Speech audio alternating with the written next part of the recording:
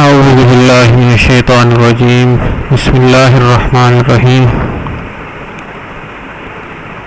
اللہم صلی علی محمد النبی الامی وعلی آلہ وسلم تسلیما کثیرا کثیرا رب یسر ولا تعسر رب تمم بالخیر وبہ العون یا فتاح یا منان رب یسر ولا تعسر رب تمم بالخیر وبہ العون یا محیمن یا عزیز رب یسر ولا تعسر رب تمم بالخیر وبہ العون یا اللہ یا رحمان یا ارحم الراحمین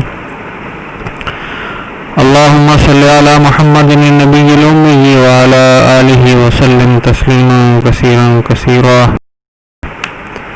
عزیز طلباء، آپ کے علم میں ہے کہ ہم اردو قواعد و انشاء سے گرامر کے حوالے سے پڑھ رہے ہیں۔ آپ جانتے ہیں کہ کل ہم نے ادب کے بارے میں بات کی کہ یہ عربی زبان کا لفظ ہے اور اس کے مفہوم بے شمار ہیں۔ مہمان نوازی عربی زبان میں ادب کا لفظ مہمان نوازی کے لیے استعمال ہوتا تھا، تو مہمان نوازی سے جڑی ہوئی جتنی بھی باتیں تھیں وہ ساری کی ساری ادب کا جز بن گئی۔ آج کل جدید دور میں ادب کی جب تعریف کی جاتی ہے تو تخیل اور جذبات جس تحریر میں نظر آئیں اسے ادب کہا جاتا ہے۔ اور پھر ہم نے ادب کی تعریف آرٹ کے حوالے سے کی تھی کہ ادب کو آرٹ بھی کہا جا سکتا ہے۔ پھر ہم نے کہا کہ جو خیالات اور احساسات تحریر کی شکل میں آ جائیں اور انہیں اس طرح ترتیب دے دیا جائے کہ پڑھنے والے اس سے خوش ہوں تو اسے ادب کہا جاتا ہے۔ پھر ادب کی بتایا تھا آپ کو بہت سی صنفیں ہیں، جن میں سے 3 کے بارے میں ہم پڑھیں گے۔ ان میں سے پہلی ناول کے بارے میں ہم نے پڑھا کہ یہ اطالوی زبان کے لفظ ناولا سے نکلا، جس کے معنی نئی، نادر اور جدید بات ہے۔ اصل میں یہ مغرب کے لوگ جب بر صغیر میں آئے تو یہ اردو میں ناول کا آغاز ہوا۔ پھر ہم نے کہا جی کہ ناول کے اجزاء جو ہیں وہ کہانی ہوگی، ایک اس کا پلاٹ ہوگا، پھر کردار، انداز نظر، ویو پوائنٹ، بیان، زبان کس طرح کی استعمال ہوئی اور منظر نگاری کیسی کی گئی۔ یہ ناول کے کچھ خصوصی اجزاء تھے، ان کے بارے میں ہم نے پڑھا۔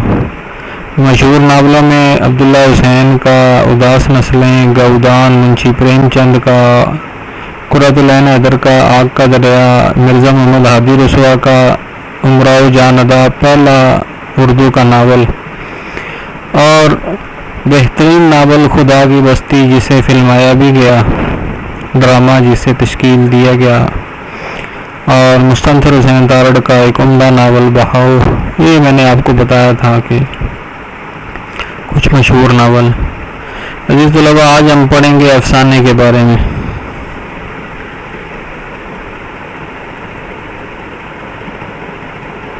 افسانے کی ایک جملے میں اگر آپ تعریف کریں تو وہ یہ ہے جی کہ افسانہ جھوٹی کہانی کو کہا جاتا ہے۔ ادب کی نثری صنف ہے، نثر کی شکل میں پائی جاتی ہے۔ یہ ایسی صورت ہے ادب کی جو نثر کی فارم میں ہے۔ آپ کو پتہ ہے کہ تحریر کی 2 قسمیں ہوتی ہیں، شعر یا نثر۔ تو نثر کی شکل میں یہ پایا جاتا ہے۔ اور اگر لغت کے حوالے سے دیکھا جائے، افسانے کے معنی کو دیکھا جائے تو افسانے کے معنی گھڑی ہوئی بات، جھوٹی بات۔ اردو ادب میں افسانہ کہاں سے آیا؟ وہ کہتے ہیں جی کہ ناول زندگی کا کل، جبکہ افسانہ زندگی کا ایک جز پیش کرتا ہے۔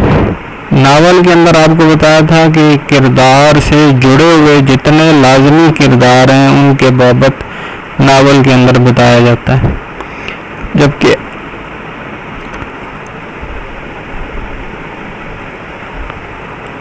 جبکہ افسانے کے اندر ایسی کوئی خاص بات نہیں ہوتی۔ اگر کسی کردار سے جڑے ہوئے کرداروں کا تذکرہ کرنا ہو جو مین کردار ہوتا ہے تو وہ بھی سرسری سا کیا جاتا ہے، تفصیلاً بات نہیں کی جاتی۔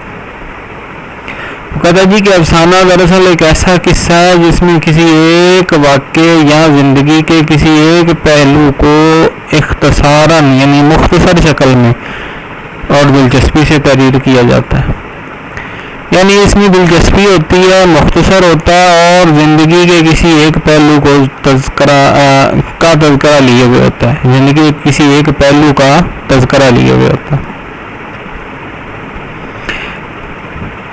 دیکھیں یہ 3 خصوصیات یہاں آپ کے سامنے آئی ہیں کہ یہ کسی بھی کردار کی زندگی کے کسی اہم پہلو کو لیے ہوئے ہوتا ہے، مختصر ہوتا ہے اور دلچسپ ہوتا ہے۔ دلچسپ تو ہوگا ہی، دلچسپ ہے تو وہ ادب کہلا رہا ہے نا، کہ ادب میں آپ نے پڑھا کہ تخیل اور احساسات 2 شرائط۔ اب اگر جامع تعریف کریں تو ہم کہتے ہیں جی افسانہ زندگی کے کسی ایک واقعے یا پہلو کی وہ خلاقانہ، تخلیق والی اور فنی پیشکش ہے جو عموماً کہانی کی شکل میں پیش کی جاتی ہے، یعنی بظاہر یہ کہانی کی شکل لی ہوئی ہوتی ہے، لیکن اس کہانی کی جو تحریر ہے اس میں اختصار اور ایجاز بنیادی حیثیت رکھتے ہیں، یعنی مختصر بات ہوگی اور جامع اور مکمل بات کی جائے گی۔ پہلی شرط کیا ہے جی؟ مختصر ہوگا، دوسرا یہ کہ مکمل بات ہوگی، ایک قسم کی ٹوٹیلٹی اس کے اندر پائی جائے گی۔ ٹوٹلزم انگریز ہے نا جی، آپ اردو بھی آپ کو انگلش سے پڑھانی پڑتی ہے۔ وحدت تاثر اس کی سب سے اہم خصوصیت ہے، یعنی اس سے جو امپریشن جنریٹ ہوگا وہ سنگل ہوگا۔ ناول میں آپ کا جو امپریشن جنریٹ کر رہا ہوتا ہے مصنف وہ سنگل نہیں ہوتا، وہ بلکہ بہت سے امپریشن کا مجموعہ ہوتا ہے۔ ایسے زندگی میں کردار مختلف ہوتے ہیں، اسی طرح زندگی کے اثرات بھی مختلف ہوتے ہیں، لیکن زندگی کے جب کسی ایک پہلو کا ذکر کیا جائے تو اس کا تاثر بھی ایک ہی ہونا چاہیے، اور پھر یہ اس شرط کے ساتھ کہ وہ مختصر پیش کیا جا رہا ہو اور مکمل پیش کیا جا رہا ہو، تو پھر تو لازمی سی بات ہے کہ اس سے جو امپریشن جنریٹ ہوگا وہ سنگل ہوگا، اور یہ سنگل امپریشن افسانے کی سب سے بڑی خوبی ہے۔ سنگل امپریشن جنریٹ ہونا یہ افسانے کی سب سے اہم خوبی ہے۔ اب یہ تعریف ہے جی، افسانہ ایک ایسی بیانیہ صنف ہے، یعنی بیان کی شکل میں یہ ادب کی قسم ہے جو اتنی مختصر ہو کہ ایک ہی نشست میں پڑھی جا سکے، یعنی ایک ہی دفعہ بیٹھ کے بندہ پڑھ سکے، جسے قاری کو متاثر کرنے کے لیے، قاری پڑھنے والا کو متاثر کرنے کے لیے لکھا گیا ہو، اور جس سے وہ تمام غیر ضروری اجزاء نکال دیے گئے ہوں جو تاثر قائم رکھنے میں معاون نہ ہو۔ اس میں وحدت تاثر اور کلیت کیا جی؟ ٹوٹیلٹی۔ وحدت تاثر سنگل امپریشن، یعنی وہ ساری چیزیں نکال دی جائیں جو غیر ضروری ہوں اور سنگل امپریشن کو ڈسٹرب کرتی ہوں، اور اتنی مختصر یہ کہانی ہو جسے ایک ہی نشست میں ایک ہی بار بیٹھ کے پڑھا جا سکے، اور قاری اس کا اثر جو ہے وہ قبول کرے، قاری کی دلچسپی آخر تک قائم رہے۔ تو ایسی صنف کو، ایسی تحریر کو افسانہ کہا جائے گا۔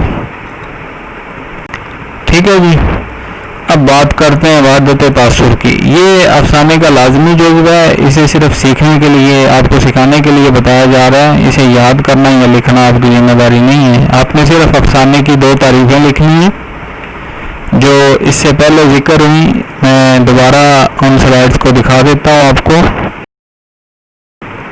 یہ جامع تعریف جو ہے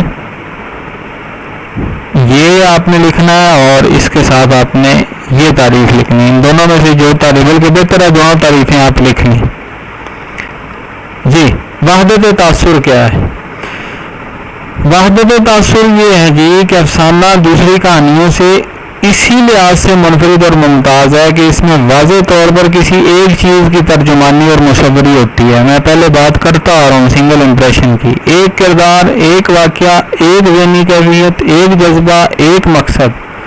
مختصر یہ کہ افسانے میں جو کچھ بھی ہو ایک ہو، یعنی کردار ایک، واقعہ ایک، ذہنی کیفیت ایک، جذبہ ایک، مقصد ایک. مختصراً آپ یہ کہہ سکتے ہیں کہ افسانوں میں جو کچھ بھی ہو سنگل ہو. افسانے کی یہ خاصیت ہے کہ اپنے اختتام پر قاری کے ذہن پر واحد تاثر قائم کرتا ہے. یہ خاصیت وحدت تاثر کہلاتی ہے. سمجھ گئے سب بات؟ امید آپ میری بات سمجھ گئے ہوں گے. یہ چند مشہور افسانوں کا آپ سے انٹروڈکشن کروا رہا ہوں. اوور کوٹ ایک عمدہ انداز میں معاشرتی رویوں کا اظہار ہے. بہترین افسانہ ہے، موقع ملے تو ضرور پڑھیے، واقعتاً پڑھنے کے لائق چیز ہے. منشی پریم چند کا افسانہ عیدگاہ، میں نے نہیں پڑھا اسے، اس لیے اس پر کمنٹس نہیں کروں گا، لیکن منشی صاحب کا ہے تو اچھا ہی ہوگا. اور جیسے کمرشل آتی ہے نا جی، شاہی کا ہے تو اچھا ہی ہوگا. منشی پریم چند اردو کے ان چند لکھاریوں میں شامل ہیں جن کی ہر تحریر کو سند حاصل ہے. انتظار حسین بہت اچھا لکھتے ہیں، ان کا یہ ایک بہترین افسانہ ہے آخری آدمی. منشی پریم چند ہی کا کفن، اور شوکت صدیقی کا یہ تیسرا آدمی افسانہ ہے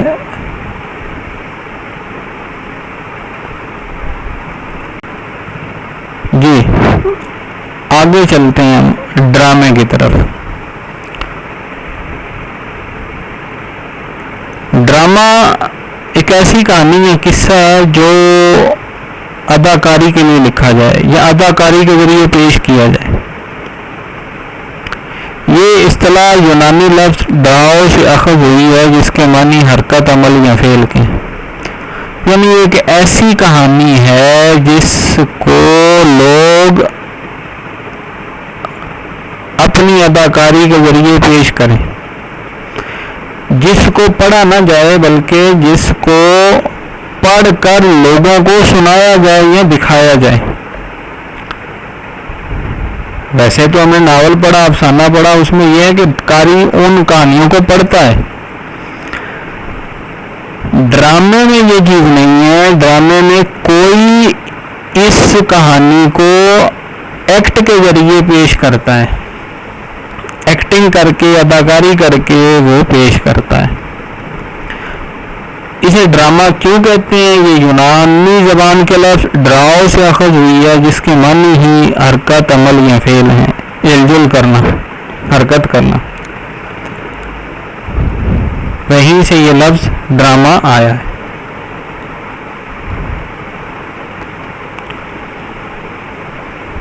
اب دیکھیے یہ ڈرامے کی اقسام کتنی ہیں. ٹی وی ڈرامہ آپ بڑے اچھے سے واقف ہوں گے. یہ ایک قسط میں بھی ختم ہو جاتے ہیں اور سیریل کی طرح جاری بھی رہتے ہیں.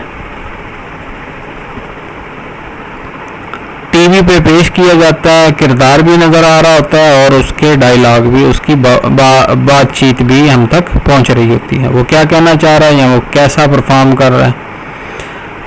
تو ٹی وی ڈرامہ کہلاتا ہے یہ. دوسرا ڈرامہ ہوتا ہے یہ ریڈیو ڈرامہ. یہ ٹی وی ڈرامے ہی کی طرح ہوتے ہیں مگر اس میں تصویر نہیں دکھائی جاتی. یہ جو آواز آپ کے کانوں سے ٹکرا رہی ہے میری، اور آپ سن رہے ہیں لیکن آپ میری تصویر نہیں دیکھ رہے. اگر اسی طرح کوئی کسی ڈرامے کو پرفارم کرے تو ایسے ڈرامے کو ریڈیو ڈرامہ بولیں گے. یا آپ یار بہتر سمجھتے ہیں ریڈیو سے آپ آپ کی واقفیت بڑے اچھے سے ہے، اس میں تصویر تو نہیں آتی لیکن یہ آواز سنائی دی جاتی ہے، تو تصویر نہ دکھائی جائے لیکن کردار جو بات کر رہے ہیں وہ سنائی جائے، تو ایسے ڈرامے کو ریڈیو ڈرامہ کہیں گے۔ آگے جی اسٹیج ڈرامہ، یہ آپ اسکول میں ٹیبلو وغیرہ کرتے ہیں، یہ اسٹیج ڈرامے ہی کی ایک قسم ہے۔ یہ کسی ڈرامہ گروپ، اسکول یا کالج میں حاضرین کے روبرو پیش ہوتا ہے۔ یہ ایک بندہ بھی پرفارم کر سکتا ہے، ایک سے زیادہ لوگ بھی پرفارم کر سکتے ہیں، اور اس میں آڈینس جو ہوتی ہے وہ لائیو انہیں دیکھ رہی ہوتی ہے، ان کے سامنے بیٹھی ہوئی ہوتی ہے۔ باقی جو ڈرامے ہیں اس میں آڈینس جو ہے وہ انہیں نہ تو دیکھ رہی ہوتی ہے نہ ہی سن رہی ہوتی ہے لائیو، بلکہ انہیں ٹی وی پر دکھایا جا رہا ہوتا ہے، یہاں آواز ریڈیو سے سنایا جا رہا ہوتا ہے۔ اس کے بعد یہ سڑک کے ڈرامے یا اسٹریٹ ڈراماز، یہ وہ ڈرامے ہیں جو عوامی موضوع یا عوام کے کسی موضوع کے لیے بیداری کے لیے ہوتا ہے، عوام میں کسی موضوع کی بیداری کے لیے ہوتا ہے۔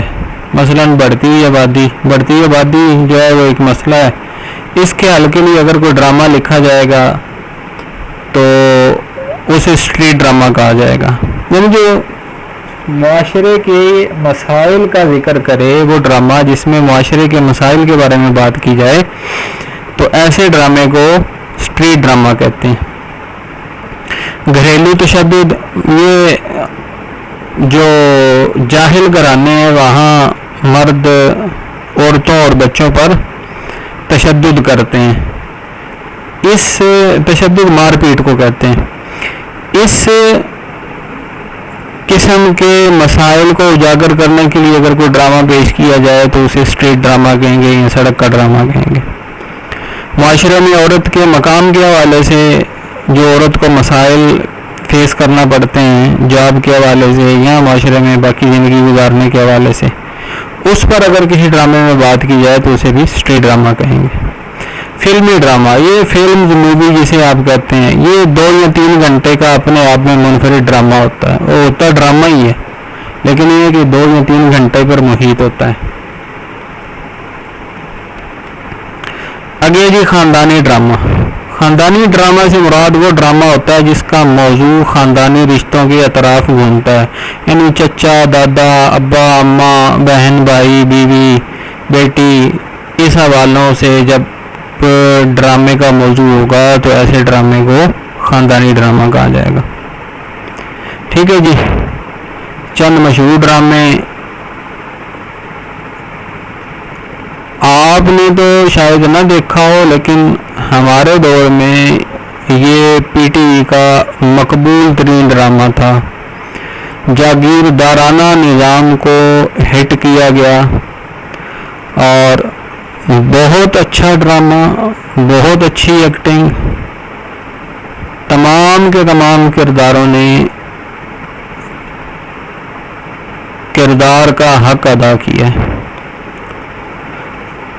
بہت عمدہ کاوش۔ اور یہ ڈرامہ آج بھی جن لوگوں نے دیکھا ان کے ذہنوں میں اس کی یاد تازہ ہے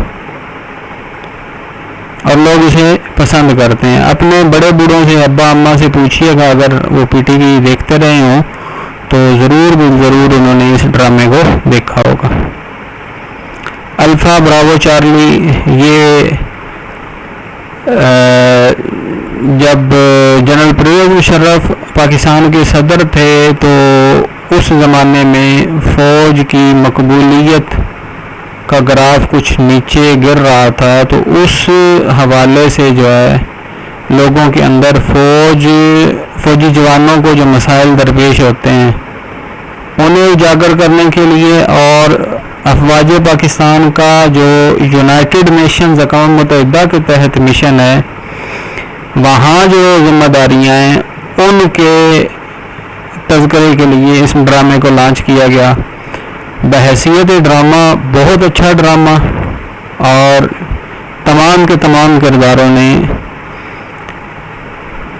کردار نگاری میں اپنا حق ادا کیا۔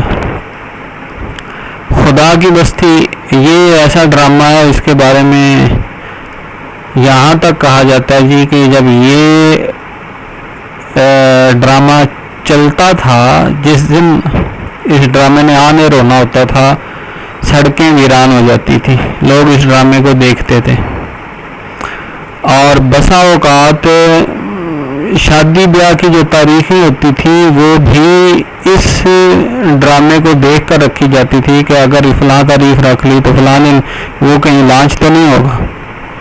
تو اس قدر عمدہ کردار نگاری، ہر کردار نے جان بھر دی ہے ڈرامے کے اندر، بہت عمدہ ڈرامہ ہے، دیکھنے سے لائق رکھتا ہے۔ اگر آپ کو موقع ملے تو یوٹیوب پہ ضرور دیکھیے گا۔ اس کے بعد ہے من چلے کا سودا، یہ اشفاق صاحب رحمۃ اللہ علیہ کا ڈرامہ ہے، اور تصوف سے جن لوگوں کی وابستگی ہے، جو تصوف کو پسند کرتے ہیں، صوفیاء کے بارے میں یا بزرگوں بابوں کے بارے میں جاننا چاہتے ہیں، عشق حقیقی کی بات کرتے ہیں، ان کے لیے یہ ڈرامہ کافی مفید ہے، دیکھنے سے تعلق رکھتا ہے، یوٹیوب پہ آسانی سے مل جائے گا۔ یہ دور قریب کا ایک ڈرامہ ہے، سنگ مرمر، معاشرتی رویوں، دو مختلف کلچرز کے بارے میں دکھایا گیا، اور دو مختلف رویوں اور دو مختلف جنریشنز کے گیپ اور ان کے فیصلوں کے حوالے سے سکھایا گیا ہے اس ڈرامے کے اندر۔ کافی اچھا ڈرامہ ہے، دیکھنے سے تعلق رکھتا ہے، اگر آپ کو موقع ملے تو اس ڈرامے کو ضرور دیکھیے گا۔